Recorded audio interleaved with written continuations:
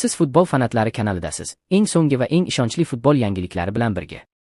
Bugun gap zamonaviy futbolning eng muvaffaqiyatli murabbiylaridan biri, Pep Gvardiola haqida ketadi.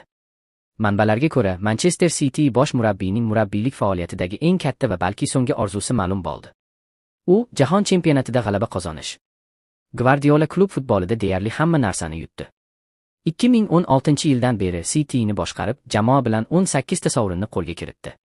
Angliyada hukmronlik, Yevropada muvaffaqiyat, bularning barchasi uning murabbiylik dahosini isbotlab berdi. Uning amaldagi shartnomasi 2027-yil yozigacha amal qiladi va aynan shu muddatdan keyin Pep yangi bosqichni boshlashi mumkin. Qizig'i shundaki, Gvardiola aniq bir terma jamoani tanlamagan. U uchun asosiy masala qaysi mamlakat emas, balki qanday loyiha. Ya'ni u xalqaro maydonda chempionlik uchun real kurasha oladigan, yuqori saviyadagi futbolchilar jamlangan jamoani boshqarishni istaydi. Bu esa kelajakda katta terma jamoalardan birida haqiqiy Pep davri boshlanishi mumkinligini anglatadi.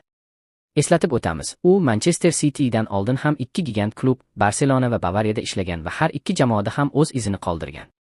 Ayniqsa Barselona bilan qurilgan tarixiy jamoa hali hanuz futbol falsafasi sifatida tilga olinadi.